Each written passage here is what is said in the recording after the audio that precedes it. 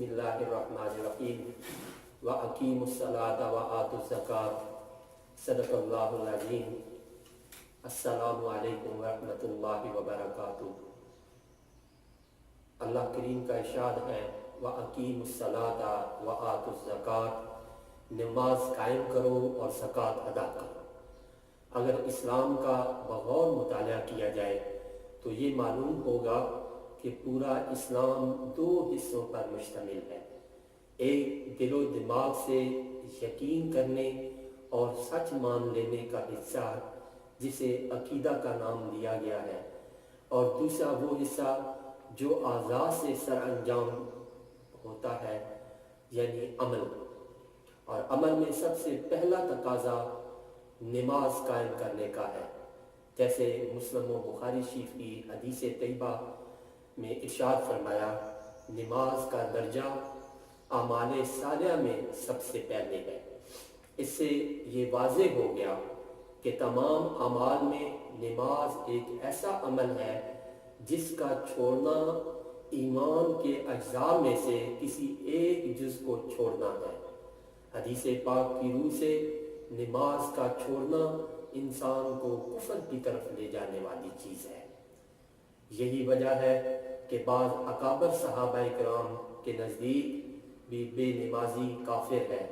اس کا دین سے کوئی تعلق باقی نہیں رہ جاتا۔ امیر المومنین حضرت عمر فاروق رضی اللہ تعالیٰ عنہ نے ارشاد فرمایا لا حظ فی الاسلام لمن لا صلاۃ لہ، اس آدمی کا اسلام میں کوئی حصہ نہیں ہے جو نماز ادا نہیں کرتا۔ اسی طرح ایک اور جگہ فرمایا لا ایمان لہ، لا ایمان لمن لا صلاۃ لہ، اس کے پاس ایمان نہیں جس کے پاس نماز نہیں۔ حضرت ابن مسعود رضی اللہ تعالیٰ عنہ ارشاد فرماتے ہیں من لم یصلی فلا دین لہ، کہ جس نے نماز نہیں پڑھی اس کے پاس دین نہیں۔ صحابہ کرام قرآن و سنت کے اولین شارحین ہیں۔ نماز کے بارے میں اللہ اور اس کے رسول صلی اللہ علیہ وسلم کے فرمان کے پیش نظر ہی صحابہ کرام نے ترک نماز پر یہ حکم لگایا۔ ارشاد باری تعالیٰ ہے وَأَقِيمُوا الصَّلَاةَ وَلَا تَكُونُوا مِنَ الْمُشْرِكِينَ، اور نماز قائم کرو مشرکین میں نہ ہو جاؤ۔ سورہ روم کی آیت نمبر 31 ہے۔ اگر اس آیت سے بے نمازی کو کافر نہ بھی قرار دیا جائے تب بھی اتنا تو ثابت ہو جاتا ہے کہ نماز کا ترک کرنا یہ مشرکین کا شیوا ہے۔ اسی لیے رسول اللہ صلی اللہ علیہ وآلہ وسلم نے ارشاد فرمایا لیس بین العبد و بین الکفر الا ترک الصلاۃ، کہ بندے اور کفر کے درمیان جو حد فاصل ہے وہ نماز ہے، وہ نماز کا ترک کرنا ہے۔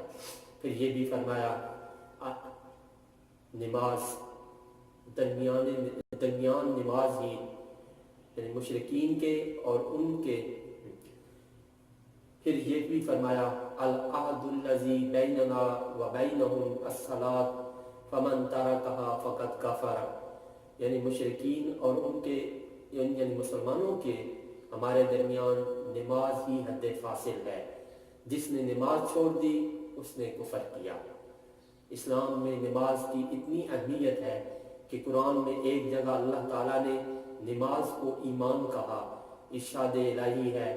سورہ بقرہ آیت نمبر 143، اللہ کریم ارشاد فرماتے ہیں وَمَا كَانَ اللَّهُ لِيُضِيعَ إِيمَانَكُمْ، اللہ تعالیٰ تمہارے ایمان ضائع نہ کرے گا۔ بندے سے حقوق اللہ میں سب سے پہلے جس چیز کے بارے میں پرسش ہوگی وہ نماز ہے۔ اگر نماز ہی بیکار رہی تو وہ خائب و خاسر ہوگا۔ اس حدیث کو فارسی شاعر نے یوں تعبیر کیا ہے، یہ شعر اکثر مساجد کے دروازوں اور محرابوں پر لکھا ہوتا ہے روز محشر کے جان گداز بود اولی پرسش نماز بود، یعنی محشر کے دن جب نفسا نفسی کا عالم ہوگا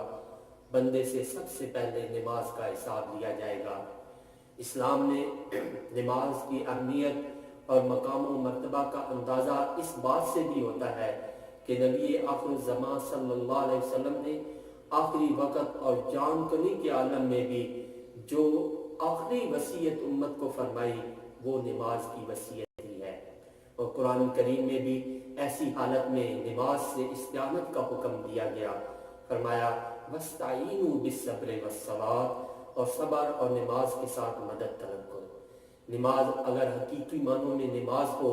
خشوع و خضوع اور دل کی توجہ کے ساتھ ہو تو نمازی کو ہر طرح کی برائیوں اور فحاشیوں سے روک دیتی ہے۔ ارشاد باری تعالیٰ ہے سورہ عنکبوت کی آیت نمبر 45 میں اللہ کریم نے ارشاد فرمایا ان الصلاۃ تنہی عن الفحشاء والمنکر، یعنی یقیناً نماز بے حیائی اور برائی سے روکتی ہے۔ جیسے باری تعالیٰ نے یوں ارشاد فرمایا الذین هم فی صلاتهم خاشعون قد افلح المؤمنون، یقیناً ایمان والوں نے فلاح پائی جو اپنی نماز میں خشوع کرتے ہیں۔ پھر اس کے بعد فلاح پانے والوں کے چند اوصاف بیان کرنے کے بعد ارشاد فرمایا اولئک هم الوارثون والذین هم علی صلاتهم یحافظون، کہ جنت کے وارث ہیں جو اپنی نمازوں کی نگہبانی کرتے ہیں، ان کی حفاظت کرتے ہیں۔ ظاہری شرطیں تو وہ ہیں جن کے بغیر نماز سرے سے نہیں ہوتی، جیسے چھوٹی بڑی پاکی، جسم اور جگہ کی پاکی، سطر پوشی، استقبال قبلہ اور سنت کے مطابق ادائیگی وغیرہ۔ اور باطنی شرائط میں سب سے پہلے شرط اخلاص ہے اور دوسری شرط خشوع و خضوع ہے، جو دراصل نماز کی بارگاہ الہی میں قبولیت کی اہم ترین شرط ہے۔ خشوع و خضوع کی ظاہری علامت تعدیل ارکان اور باطنی کیفیت یہ ہے کہ نماز اس طرح پڑھی جائے کہ جیسے نمازی اللہ کو دیکھ رہا ہے، اور اگر یہ کیفیت پیدا نہ ہو سکے تو کم از کم یہ کیفیت ضرور ہے کہ اللہ نمازی کو دیکھ رہا ہے۔ متفق علیہ حدیث طیبہ ہے جس میں حدیث جبریل اس طرح اس کو تعبیر کیا گیا ہے کہ الاحسان ان تعبد اللہ کأنک تراہ فإن لم تکن تراہ فإنہ یراک، احسان یہ ہے کہ تم اللہ کی عبادت اس طرح کرو گویا تم اللہ کو دیکھ رہے ہو، اور اگر یہ کیفیت پیدا نہ ہو سکے تو کم از کم یہ کیفیت پیدا کرو کہ تم اللہ کی عبادت کر رہے ہو اور وہ ضرور دیکھ رہا ہے۔ دیگر شرائط کے علاوہ ایک شرط نماز کا جماعت سے ادا کرنا۔ اللہ کریم نے ارشاد فرمایا وَارْكَعُوا مَعَ الرَّاكِعِينَ، اور رکوع کرنے والوں کے ساتھ رکوع کرو۔ صرف یہی نہیں کہ جماعت سے نماز کی ادائیگی پر 25 سے 27 گنا اجر و ثواب ملتا ہے، بلکہ محققین کی ایک جماعت سے نماز کی ادائیگی کو فرض قرار دیتی ہے، اور ان کی رائے میں کافی وزن بھی ہے۔ ارشاد نبی صلی اللہ علیہ وسلم ہے کہ کبھی میرا ارادہ ہوتا ہے کہ نماز کھڑی کرنے کا حکم دوں، پھر ایک شخص کو حکم دوں کہ وہ لوگوں کو نماز پڑھائے، اور میں چند آدمیوں کو لے کر جن کے ساتھ لکڑیوں کے گٹھے ہوں ان لوگوں کے پاس جاؤں جو نماز کے لیے جماعت میں حاضر نہیں ہوتے، اور ان کے گھروں کو آگ لگا دوں۔ بعض روایات میں آیا ہے کہ آپ صلی اللہ علیہ وسلم نے ایسا نہ کرنے کی وجہ بیان کی کہ گھروں میں وہ بھی لوگ ہوتے ہیں کہ جن پر نماز جماعت سے ادا کرنا فرض نہیں ہوتا، جیسے عورتیں، بچے اور مریض۔ اور خصوصاً عشاء اور فجر کی جماعت کی اہمیت یہ ہے کہ ان نماز سے غیر حاضر ہونے والوں کو نفاق کی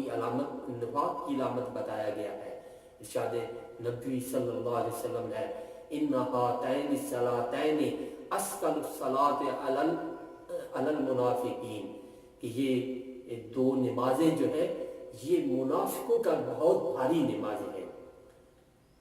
اسی طرح سورہ نور میں آیت نمبر 56 میں اللہ تعالیٰ نے مسلمانوں کو خطاب کرتے ہوئے ارشاد فرمایا تم لوگ نماز قائم کرو اور زکوٰۃ ادا کرو اور رسول صلی اللہ علیہ وسلم کی اطاعت کرو تاکہ تم پر رحم کیا جائے۔ رب کائنات کی حکمتوں میں سے ایک حکمت یہ بھی ہے کہ اس نے اپنے بندوں کے اخلاق اور ارزاق میں فرق رکھا ہے، اور اس میں ایک حکمت ہے کیونکہ وہ حکمت والا ہے، وہ اچھی طرح جانتا ہے کہ کس کو زیادہ عطا کرنا ہے، کس کو جو ہے زیادہ مال دینے میں کیا مصلحت ہے اور اس کسی کو کم دینے میں کیا مصلحت ہے، یہ مصلحتیں اکثر لوگ نہیں جانتے۔ ارشاد باری تعالیٰ ہے قل ان ربی یبسط الرزق لمن یشاء ویقدر ولکن اکثر الناس لا یعلمون، کہہ دیجئے کہ میرا رب جس کے لیے چاہے روزی کو کشادہ کر دیتا ہے اور تنگ بھی کر دیتا ہے، لیکن اکثر لوگ نہیں جانتے۔ اللہ تعالیٰ بعض بندوں کو مال کے ذریعے آزماتا ہے، چنانچہ ان کے لیے مال کی فراوانی کر دیتا ہے اور اسے مختلف قسم کے اموال عطا کرتا ہے، جبکہ بعض کو مال کی قلت کے ساتھ آزماتا ہے، اور اللہ اس کی حکمت کو اچھی طرح جانتا ہے۔ کسی کو زیادہ مال دینا اس کے ساتھ محبت کی علامت نہیں ہے کہ اللہ نے اس کو زیادہ عطا کیا ہے تو اللہ اس سے زیادہ محبت کرتا ہے، اور اسی طرح نہ کم مال دینا کسی کے ساتھ بغض کی علامت ہے کہ کسی کو کم مال دیا ہے تو اللہ اس کو ناپسند کرتا ہے، نہیں، بلکہ اللہ کی محبت اور بغض کا جو معیار ہے وہ کیا ہے؟ تقوی اور عدم تقوی ہے، جبکہ وہ کسی کے رزق کی توسیع و تنگی اپنی حکمت کے مطابق کرتا ہے۔ وہ مالداروں کو فقراء کے ذریعے آزماتا ہے اور فقراء کو مالداروں کے ذریعے آزماتا ہے۔ مالدار کو مال کے ذریعے اس طرح آزمایا جاتا ہے کہ آیا یہ مالدار اس مال کے ذریعے اللہ کی نعمت شکر ادا کرتا ہے یا نہیں، یا اسی طرح فقیر کو تنگی کے ذریعے آزمایا جاتا ہے تاکہ وہ دیکھے کہ یہ فقیر صبر و رضا پر قائم رہتا ہے یا جو ہے وہ غصہ و ناراض ہوتا ہے۔ جب اللہ تعالیٰ متقی کو مال دیتا ہے تو وہ اس کو اللہ کی نعمت جو ہے وہ جان کر اللہ کا شکر بجا لاتا ہے اور مال کا پورا حق ادا کرتا ہے، پھر وہ مال اس کے لیے مزید نیکی بننے کا سبب بن جاتا ہے اور وہ فی سبیل اللہ خرچ کرنے میں سبقت لے جاتا ہے۔ لیکن جب کسی غیر متقی اور برے شخص کو مال مل جاتا ہے تو یہ مال اس کے مغرور سرکش بننے کا سبب بن جاتا ہے، نہ وہ اللہ کا شکر ادا کرتا ہے اور نہ مال کا حق ادا کرتا ہے، بلکہ وہ گھمنڈ کرتا ہے، کہتا ہے کہ اس مال کے حصول میں اللہ کا کیا دخل، یہ تو میں نے اپنے علم و ہنر اور اپنی صلاحیت سے کمایا ہے۔ چنانچہ وہ مال اس کے لیے عذاب بن جاتا ہے، جس طرح قارون کے لیے اس کا مال عذاب بن گیا۔ اللہ کریم نے ارشاد فرمایا وَإِذْ تَعَذَّنَ رَبُّكُمْ لَئِن شَكَرْتُمْ لَأَزِيدَنَّكُمْ وَلَئِن كَفَرْتُمْ إِنَّ عَذَابِي لَشَدِيدٌ، اور جب تمہارے پروردگار نے تمہیں آگاہ کر دیا کہ اگر تم شکر گزاری کرو گے تو بے شک میں تمہیں زیادہ عطا کروں گا، اور اگر تم ناشکری کرو گے تو یقیناً میرا عذاب سخت ہے۔ اللہ نے مسلمان مالداروں پر ان کے اموال میں اپنے فقیر بھائیوں کا حق واجب کیا ہے جس کا نام زکوٰۃ ہے، تاکہ وہ اس کے ذریعے ان کی مدد کرے۔ اللہ تعالیٰ نے اسے اسلام کے 5 ارکان میں سے ایک رکن قرار دیا ہے، چنانچہ جن ارکان پر اسلام کی بنیاد رکھی گئی ہے ان میں یہ زکوٰۃ تیسرا رکن ہے، جیسا کہ صحیح بخاری اور صحیح بخاری اور صحیح مسلم کی روایت میں ہے کہ عمر رضی اللہ تعالیٰ عنہ سے مروی ہے کہ بنی الاسلام علی 5 شہادت اللہ الہ الا اللہ وان محمد رسول اللہ واقام الصلاۃ وایتاء الزکاۃ وصوم رمضان وحج البیت، کہ اسلام کی بنیاد 5 چیزوں پر رکھی گئی ہے۔ اس بات کی گواہی دینا کہ اللہ کے علاوہ کوئی سچا معبود نہیں، کوئی حقیقی معبود نہیں، اور یہ کہ محمد صلی اللہ علیہ وسلم اللہ کے رسول ہیں، نماز قائم کرنا، زکوٰۃ ادا کرنا، ماہ رمضان کے روزے رکھنا، بیت اللہ شریف کا حج کرنا۔ قرآن کی تعلیمات سے پتہ چلتا ہے کہ زکوٰۃ اس کے ادا کرنے والے شخص کو پاک کرتی ہے، اس کے دل کو کنجوسی اور بخیلی جیسی بیماریوں سے پاک کرتی ہے، اسے کرم و سخاوت کے لیے مخلص بناتی ہے۔ وہ زکوٰۃ نکالنے کا وقت ہو جانے کے مال کو گندگی اور نجاستوں سے پاک کرتی ہے،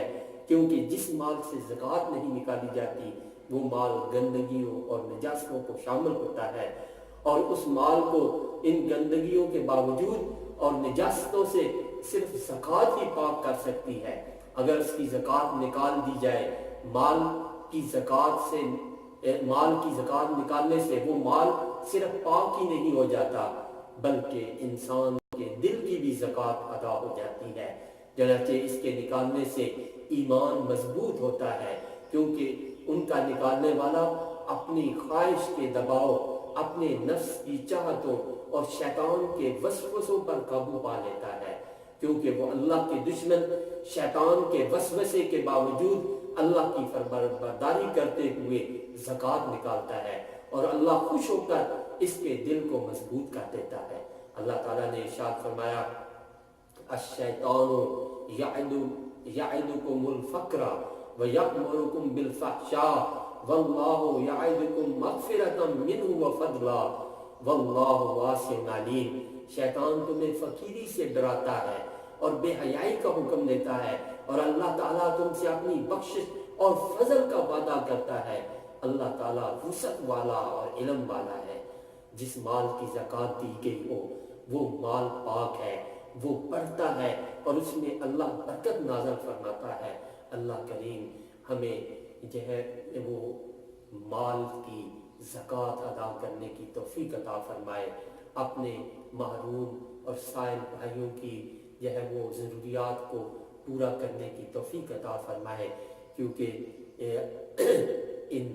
ہمارے اموال میں ہمارے ان محتاج اور ضرورت مند بھائی جو نہیں مانگ سکتے، جو ہے وہ شرمندگی کی وجہ سے،